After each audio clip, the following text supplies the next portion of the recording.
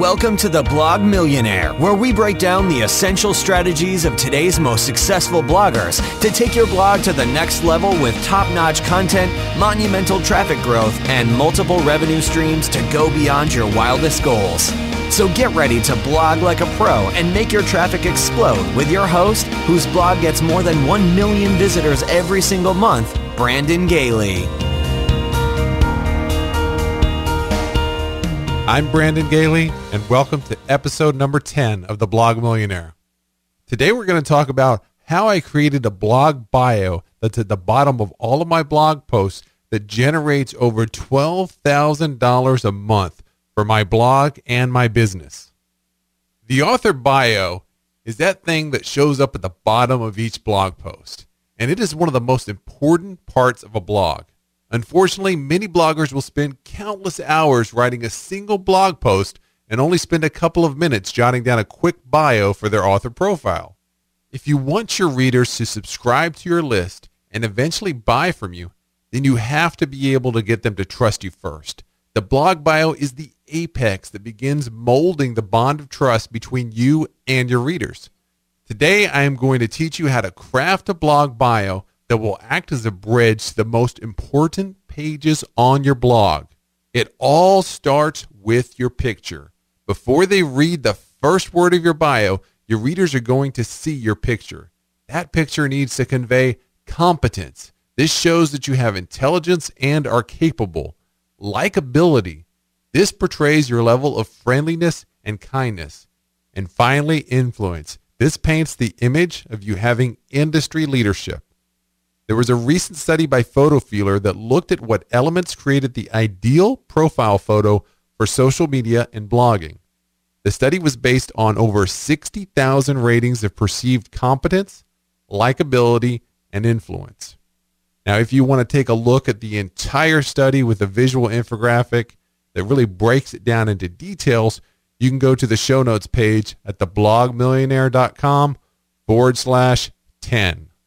Let's take a look at a few key takeaways from the study. Number 1, wear eyeglasses, not sunglasses. You may think that you look cool in a pair of designer sunglasses, but everyone else is thinking the opposite. The study showed a decrease in likability for all profiles of people wearing sunglasses. In contrast, people wearing eyeglasses were seen as more competent and likable. Number 2, smile big so your eyes squinch. Wide open eyes are psychologically perceived as someone that is in a state of fear. The squinched eyes are perceived as someone that portrays comfort and confidence. This trait has a large positive impact on the person being viewed as competent, likable, and influential. Number 3, show your teeth when you smile. The open-mouthed smile had the largest impact on likability of any feature that was rated. It also had a positive impact on both competence and influence. In contrast, the closed-mouth smile had half of the impact on likability and did not have any positive impact on competence or influence. Number 4, dress sharp for your photos. For men that wore a jacket and tie, there was a significant positive impact on perceived competence and influence. The more conservative looks outperformed trendy or unusual colors. Number 5, stay away from dark photos. People prefer well-lit photos. Dark photos had a significant negative impact on likability. When you take your photo, make sure your lighting is good. If not, then make sure the flash on your camera is enabled. Applying these statistically backed changes to your blog bio photo can lead to a big bump in your total revenue. If you are perceived as more competent and likable, then more people will want to do business with you. On my show notes page, I have a few examples of really good blog bio photos for both men and women, so be sure to take a look at those. Let's move on into the written portion of your bio, and this is going to be the area that's going to drive them deeper into your website and give you maximum engagement. Now that you know how to create the ideal bio pic, let's move into how to craft copy that will drive engagement, subscribers, and product conversions. To start with, your character count should be less than 300. Your bio needs to be short and sweet. If it is too long, new visitors will be discouraged from reading it. I have found that 3 sentences is the sweet spot that leads to the highest engagement. The first sentence should show your accomplishments. It is important not to waste the first sentence telling your readers who you are. There is a big difference between telling and showing. Let's take a look at my blog bio so that you can get a better understanding of this concept. If I were to tell my readers who I am, then it might sound something like this. I am a blogger and a business owner. Now, when I take the basic tell concept and transform it into showing my accomplishments, then it sounds something like this. Mr. Gailey is one of the top business bloggers in the world, and he has founded several multi-million-dollar companies. I prefer to use third person in my blog bio so it does not sound like I am bragging about myself. On my About page where I tell my entire story, then I use first person. The second sentence should be a call to action for your About page. I reviewed 485 blog bios when preparing for this episode. Only 5% of these bios had a link to another page on their blog. After your readers finish a blog post, the primary goal is to get them to stay on your blog. This is why most WordPress themes have related posts built in to show at the end of every post.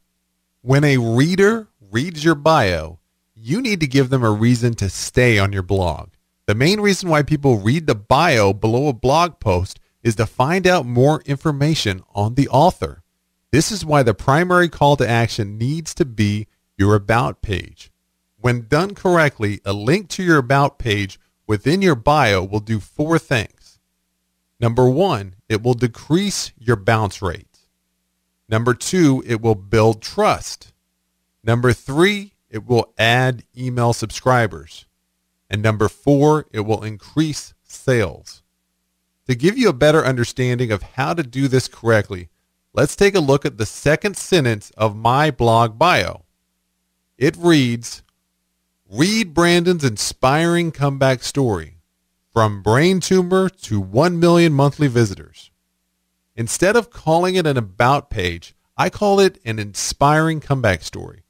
I also came up with a really great title for the story, which links to the About page. The linking part of this is from brain tumor to 1 million monthly visitors. Keep in mind that you should have a killer About page that shares your unique story. My About page is right under 5,000 words and shares the biggest struggles that I have faced in my entire life. Once someone reads my 5,000 word About Me page, then they are officially a raving fan of mine for life. At the very end of my epic autobiography, there is a small text link that goes to my online course. Over 70% of people that click that link sign up to the waiting list for my course.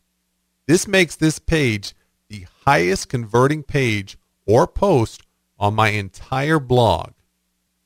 The final sentence of your bio should be a call to action that allows people to get in contact with you.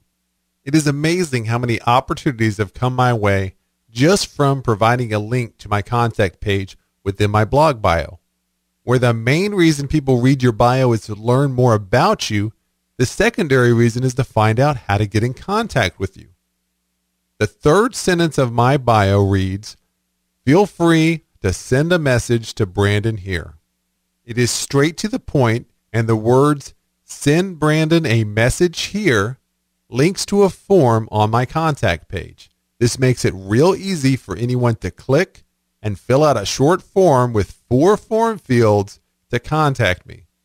This little link has produced over 6 figures in revenue from new clients every year. When you write a really great post, your readers will see you as the expert within your field. Many of these readers will think to themselves, I need to be in business with this person. They will instantly read your bio to find out more and have an easy path to reach you. In addition to getting new clients, here are 4 other reasons for adding a link to your contact page within your bio. Number 1, fixing mistakes within your post.